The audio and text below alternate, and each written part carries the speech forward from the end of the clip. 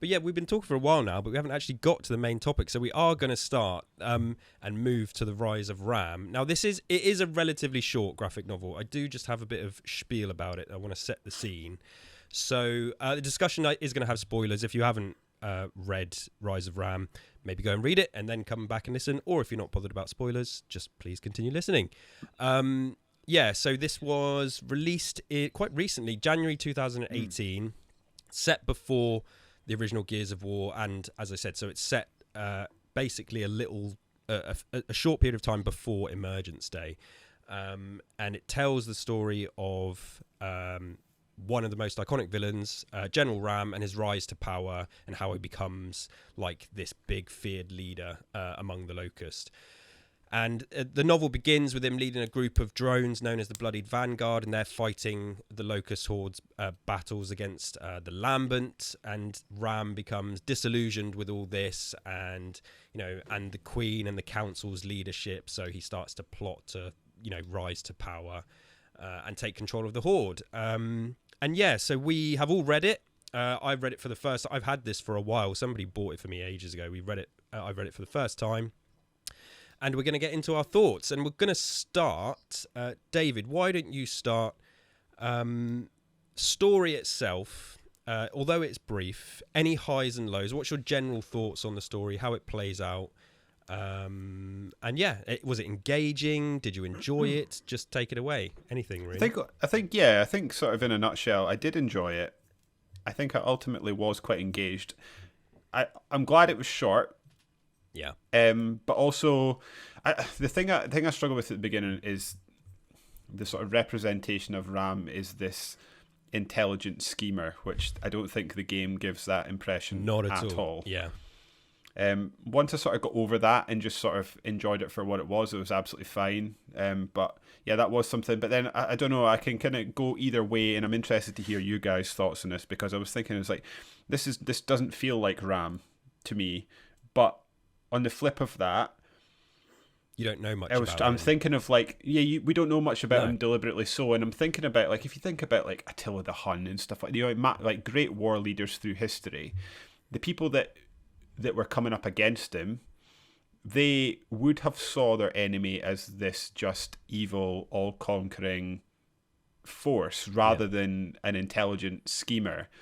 So I guess it makes sense, being on the human side, that you see him as this beast.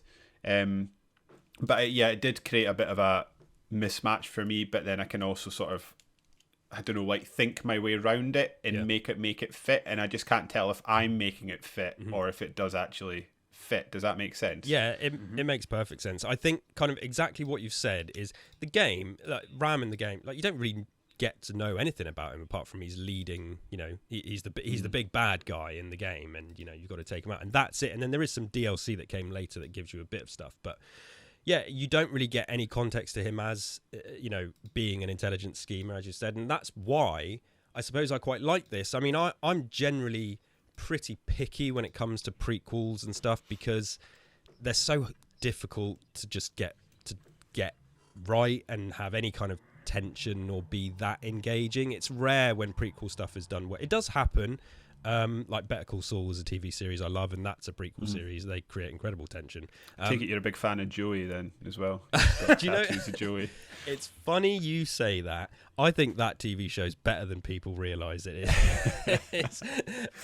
Was that actually a prequel? No, it wasn't a prequel. That was set after, wasn't it? It was just a spin-off. No. It was just a spin-off. Anyway. Frasier's a good spin-off.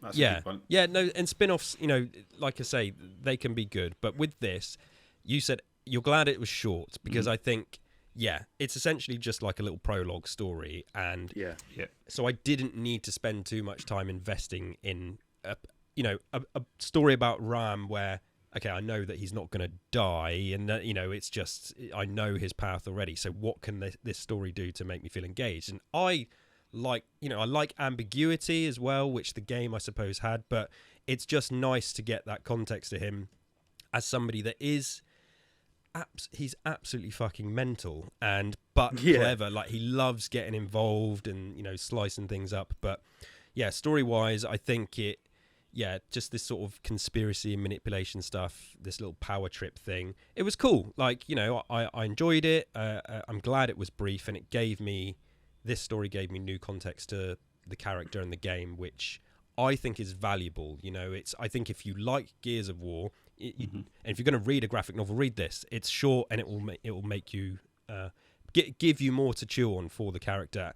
And the fact that, if we talk about highs and lows in this graphic novel, I think, is one of the only times in the franchise that you actually see, you know, bits from E-Day like in this kind of detail. You know, as this wraps up, it's like, I feel like it's showing the very first time that the Locust appeared, like, you know, and rose up. And I think there is some stuff in the games where you do see bits and stuff here and there that I know. I can think of it. I can see it now in my head where it shows little clips, but just in the context of a contained story, yeah, it was really, really cool to see that. Alex, what's your general story thoughts in this? Did you enjoy it? Any highs and lows? I really enjoyed it. Yeah, I could sense quite a lot of Game of Thrones influence in this. It's almost like they tried to do this political intrigue with violence story, probably off the back of how popular that had become in great shout, you know, widespread media at that point. Yeah, you can definitely see this, you know, the tension between Ram and what's his name, Srak, is that his name? Yeah, Srak. Yeah, I quite liked him. He was just a massive dickhead. Yeah, and you know, when he gets his comeuppance at the end, was very satisfying. Yeah, I just found it quite intriguing, as David said, that they've given all this new context to Ram.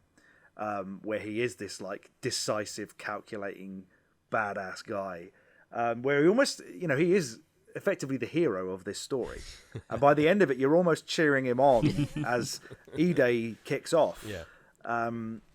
So it was interesting to see the story told from more of an empathetic view of seeing the desperation and the discontent and the disharmony in the Locust, and how they were really up against it, and their only option was to take over Sarah ground style. Yeah.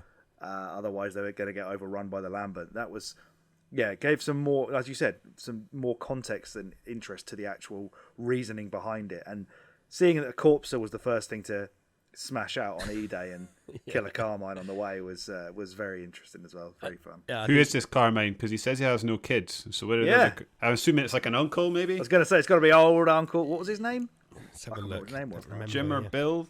Bill Carmine? Was it Bill? Will or something? Yeah. One of it, like, as soon as the corpse had come through, I think he's just like, "Give me a fucking gun."